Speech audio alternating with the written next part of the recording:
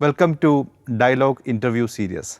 In this chat, we have a very special guest, Dr. Joseph J. Palakal, founder and president of Christian Musicological Society of India. Along with priesthood, he is a musician and ardent researcher of Syriac language and music.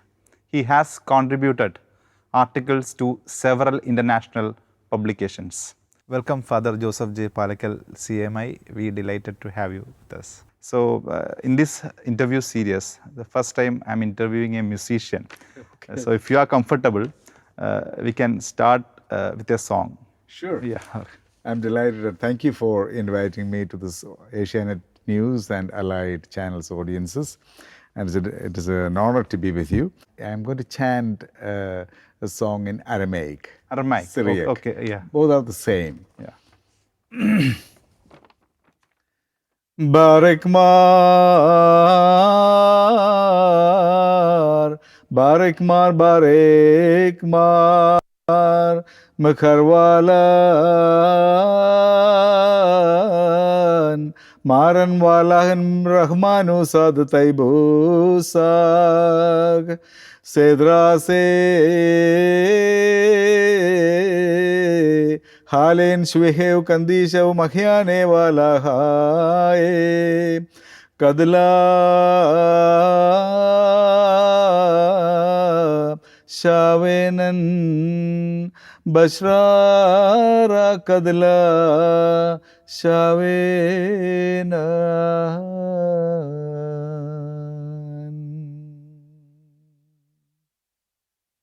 A very peculiar tune.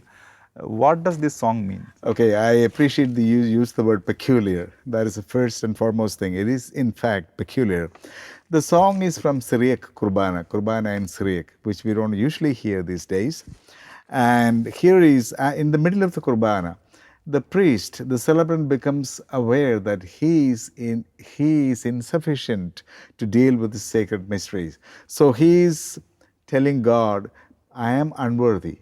I am truly unworthy.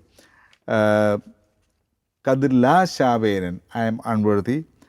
Bishrara, in truth, I am unworthy. That kind of supplication, acknowledging his sinfulness, his inability to be in the sacred space and sacred moment, to handle the sacred mysteries. Early times, Syriac language was considered as an elite language among the religious leaders, So, yes. Christian leaders. What happened to the Syriac language when languages like Malayalam, Telugu, Tamil, Kannada, Hindi, church service become widespread? Okay, what happened to the Aramaic language? First of all, this is the language of Jesus. This is the spoken language in the first century Christian era in Palestine of the Jewish people. Okay. Jesus and they all spoke Aramaic. And the preaching took place in Aramaic. And geographically, you can say the Middle East, right? Yes, yeah. Middle East, yeah. Yes. It was a commercial language. In fact, Aramaic language was known in India. How do we know? In the edicts of Ashoka, okay, one of the languages of the edicts of Ashoka was Aramaic, which means there were people who knew only Aramaic in India at the time. Now, what happened to this language eventually? In the 7th century, when Islam became prominent in the Middle East, slowly Arabic replaced Aramaic. But in Kerala, in India, we didn't have an Islamic conquest. So Aramaic language that came to Kerala in the early Christian era continued here until today. Isn't it strange that I sang an Aramaic chant here in 21st century in Kerala? So this goes all the way back to the 1st century in Palestine. Okay. Do you think did the Syriac language segregates its believers like Sanskrit did it to the common people? Initially, no, okay, because it was the common colloquial language. So there was no conflict. But eventually, after the political changes in the Middle East, people became less and less knowledgeable about Aramaic, and Arabic became more prominent. So slowly Aramaic subsided it became, from colloquial language, it moved to liturgical language, language of worship. So that's what we see here. Until 1962, we are talking about 20th century, middle of 20th century, the priests in Kerala, the Syriac Christian priests in Kerala, knew Aramaic language. They worshipped in Aramaic language. But then people were not that educated in the language. So slowly we transitioned from Aramaic to the vernacular. Exactly, the time is 1950s and all, right? 1962. 57 to 62. 2000. 57 to 62. Yeah. 1962, we translated all the Syriac texts into Malayalam in Kerala. Eventually into other languages later, wherever there are St. Who were the forefathers who initiated? The hierarchy, the bishops of the Syriac churches, especially. I am talking more about the Syro-Malabar Church because that's where I belong to. That's what I'm more aware of. So the bishops decided that people don't understand what they are worshipping, so they translated the whole text into Malayalam. There are many specialities in Syriac language. Yes. But when it comes to the tunes, what are the characteristics of Syriac tunes when compared to others? Yes, very good. First of all, the syllabic structure of the poetic text. Syriac language is not very complex, but the poetic structure, there are complex poetic structures in Syriac. So the melody is very, very simple. Very simple melody that helps to sing continuously like singing epic poems. For example, I'm singing the Malayalam version that Father Abel, CMI, from Kalabhavan, translated. ഉലകിന്നാഥ സവിനയമങ്ങേക്കുദയാരാധനയർപ്പിക്കുന്നു. And then keeps on singing the same text for quite a bit. So the poetic structure is very simple. Tarariram, tirariram, tirariram, tirariram. This poetic meter is quite familiar to us, Kerala. Pandannayuda pallinu shauriyam pande pole phalikkುന്നിಲ್ಲ. That poetic structure is familiar to us. But there are other poetic structures that are not familiar to us, that is unique. For example, in one strophe means a stanza, in one stanza, about 17 verses. Again, coming back to Father Abelachan, one of his translations of a Syriac melody into Malayalam. നിൻകൽപ്പനകൾ വീണ്ടും വീണ്ടും വായിച്ചവയൻ ചിന്താവനിയിൽ വേരും നീ ജീവിതമെന്നാൽ അവയോടൊന്നും ബന്ധമഴാതെ അതിൻ്റെ വഴിക്ക് മുന്നേറി ദൈവപിതാവേ സുതനായി തുടരാൻ അർഹതയേതുമെനിക്കില്ല നാഥ സരള മനസ്സായി നീ ചുങ്കക്കാരനുമാപ്പേകി പാപിനിയോട് പൊറുത്തല്ലോ പൊറുതി എനിക്കും നൽകണമേ. There is another rhythmic peculiarity in this melody. This rhythm, as we understand in South India or in folk music, as in classical music, is steady flow of beats. 1, 2, 3, 4, 1, 2, 3, 4, steady flow of beats. But rhythm, it is not metric, it is not cyclic as we understand in India.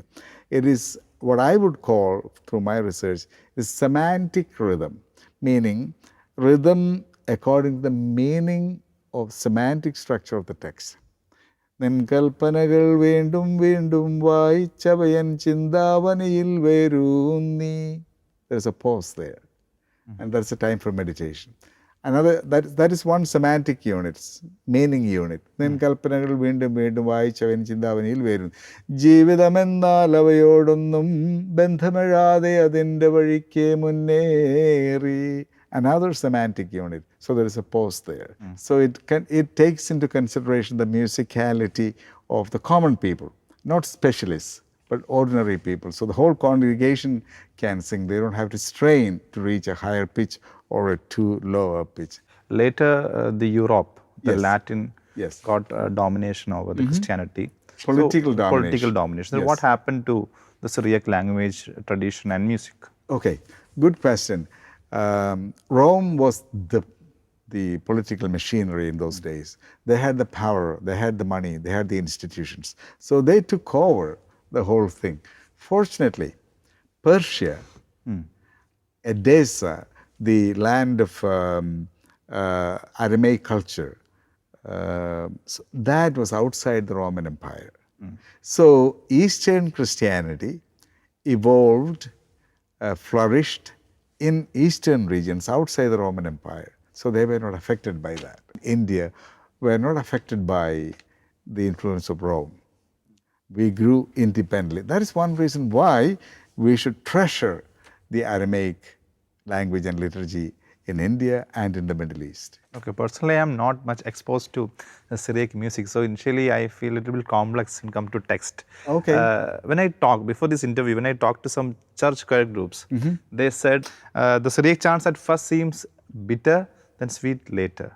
That's the feedback I got from them. So what's your take on this? Very good. That's a reasonable feedback.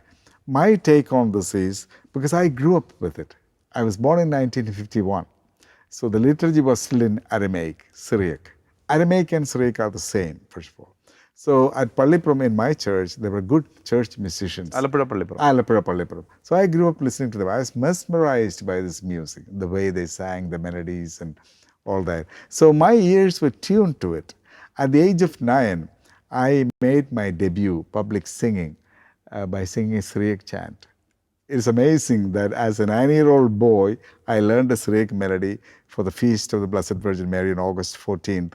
And I made my debut on August 14th. And then I never thought I would come back to, as an adult, I will come back to this. This is the melody that I sang when I was 9 years old. The song I...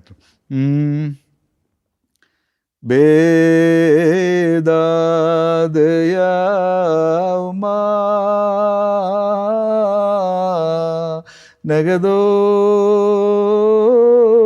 Klila Dasamirasa Dalikar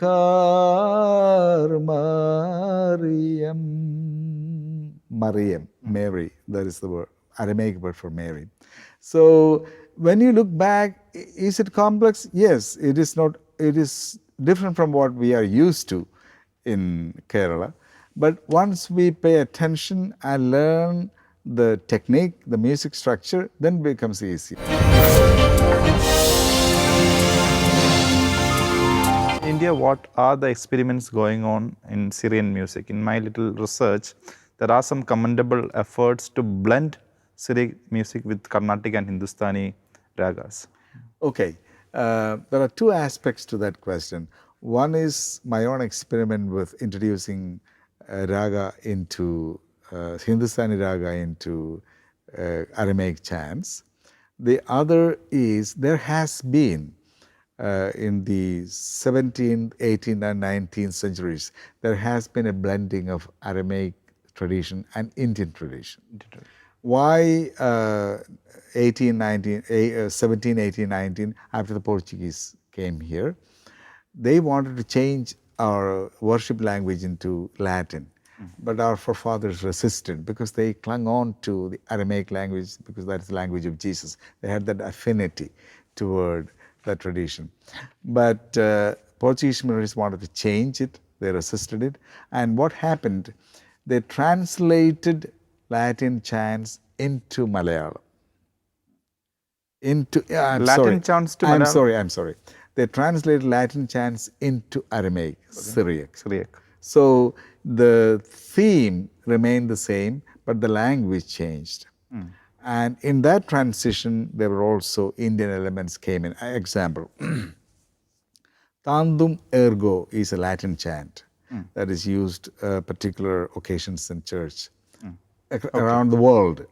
But in Kerala, when they insisted that they should do away with Aramaic, but they wanted to introduce Latin forms of worship here.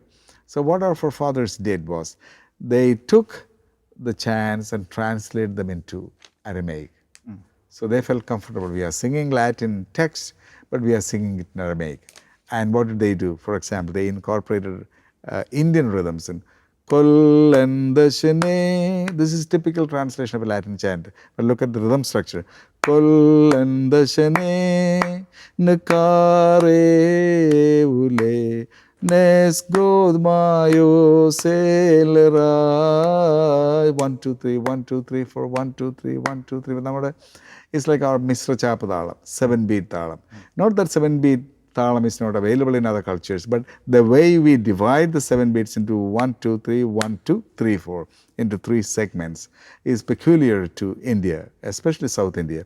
So they accommodated the text they composed the text into this particular style of rhythmic structure. So similarly, there have been so many adaptations. What are the activities and achievements of Christian Musicological Society of India led by you? Okay. Could you please enlighten us? That is my favorite subject.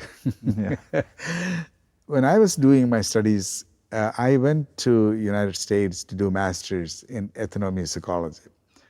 Ethnomusicology is study of local. Not in India. Not in India. We don't have it. Yeah. So while preparing for the doctoral thesis proposal, I thought I have to do something that nobody else has studied. That is every PhD scholar's ambition, to study something that nobody else has studied. So I knew, I grew up with Syriac chants.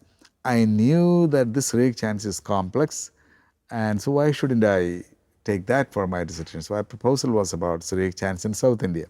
Fortunately, my professor, Professor Stephen Blum, was a specialist in Persian music. So he could connect with Syriac music because geographically the source is there, although we have modified it quite a bit here. So he agreed to be my guide, and that's how that journey ended. And my doctoral dissertation is on first academic study of a Syriac tradition in India. So it's a pioneering work. And that's great. Yes, thank you. And while studying that, I thought it shouldn't stay with me. The learning and knowledge that I got should reach out to a larger public. So in 1999, I decided to start Christian Musicological Society of India. When I proposed the term, many people were unaware. What is musicology? They know music, but musicological society was something new to them. So it is a continuation of what I did in my doctoral dissertation, studying about music, its history, its relevance to the local cultures, the mixing of cultures, and so on. So Syriac chants is a fertile ground for any doctoral PhD student. And that is the origin of Christian Musicological Society of India. Okay. How the transition happening in Suryani music when it comes to the new generation? The new generation, there are two ways of looking at it. The new generation, that is generation after me, I was able to listen to Syriac chants when I grew up, because in the 1950s. But by the time the new generation came, the worship became in Malayalam, so they are not used to it. One place they listen to this music is at the funeral, and they started associating Syriac chants with funeral services. So sometimes I have heard young people saying, Syriac chants, oh, that is music of the dead people. Unfortunately, that is out of lack of knowledge. The melody that I spoke earlier is like bright. There are so many bright melodies, fast-moving melodies. So that prejudice that this is music for the dead people is not correct. That is one approach.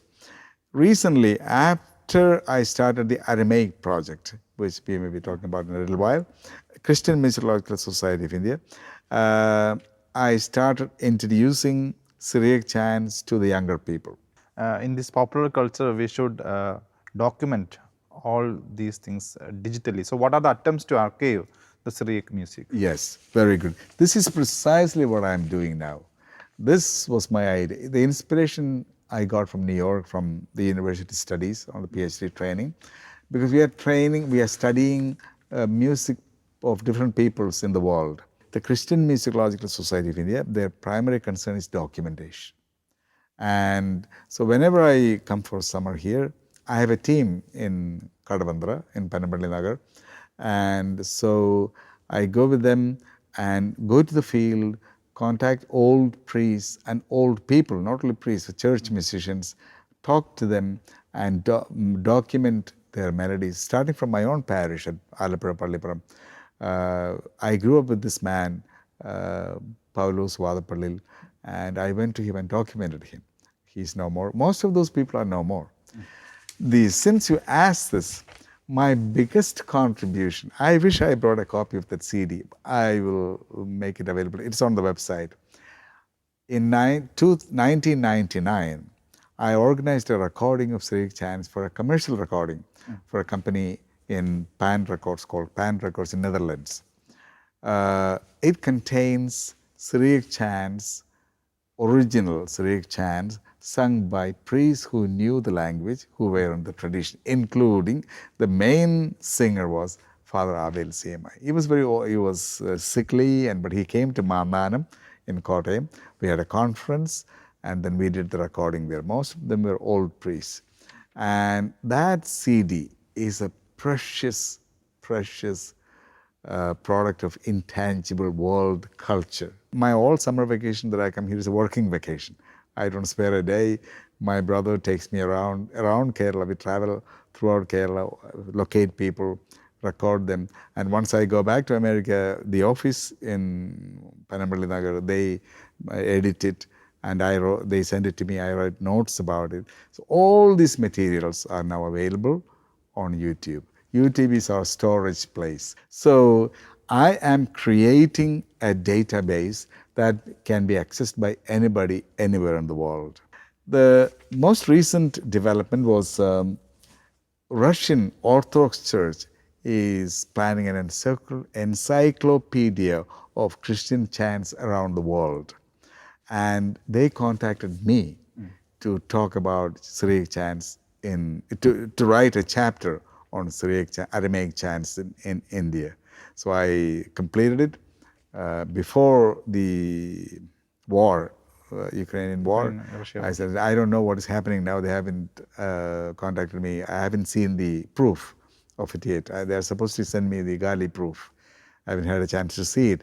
But they took interest in an encyclopedia of Christian music around the world. They wanted Aramaic chants in India. So that is a welcome development. Second, Oxford Handbook of Music and World Christianities. This is like a textbook about Christian music around the world. And I got the opportunity to write a chapter on Aramaic chants in India. So that is one chapter here. So I am really honored that Oxford University took interest in the Syriac Aramaic tradition in India. So this is the story that is ongoing. Also, the American Library also took interest. Yes, yes, very much. They invited me to give an endowment lecture, and they started documenting my work there. The copy of this Kambelmaran is in the American Library of Congress, already catalogued. And there's a small video of Christianity in Kerala. So much is happening. Thank you for leading me into that section of the conversation. Many new informations. Thank you very much, Father Joseph J. Palakal, CMI. Appreciate your time. Thank you. Thank you so much.